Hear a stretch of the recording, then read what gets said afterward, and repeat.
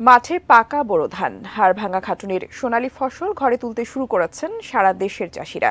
নওগাঁ জেলার বিভিন্ন মাঠে শুরু হয়েছে বোরো ধান কাটা মারাই। চলমান তাপপ্রবাহে জনজীবন অতিষ্ঠ হলেও এই মুহূর্তে বৃষ্টি চাইছেন না ধান চাষিরা। ফসল ঘরে তোলার পর বৃষ্টি এলেই ভালো, এমনটাই জানান তারা। ফসল ঘরে তুলতে আরেকটু বেশি ঘাম ঝরাতে রাজি, তবুও বৃষ্টিতে ফসলের ক্ষতি না হোক এই কামনা তাদের। ময়মনসিংহে খরতাপ উপেক্ষা করেই মাঠে ধান কাটছেন চাষিরা। তীব্র রোদে সকাল থেকে বিকেল পর্যন্ত কাজ করে যাচ্ছেন। গরমের কষ্টের চেয়ে ক্ষেতের সোনালী ফসল মূল্যবান চাষিদের কাছে। হলো সমস্যা একটাই, না পারবে ভাল লেয়া যাতে, না পারবে ধান কাটতে। নিচা জমি পানি বান্ধা যায়, বুঝালি ওই জমিগুলা তলায়া যায়। বৃষ্টি আসলে তো আমার ফলন নষ্ট হয়ে যাইব। আমাদের রোদ হলে ভালো হয়, আমরা ধানটা রইতে পারি ভালো মতো।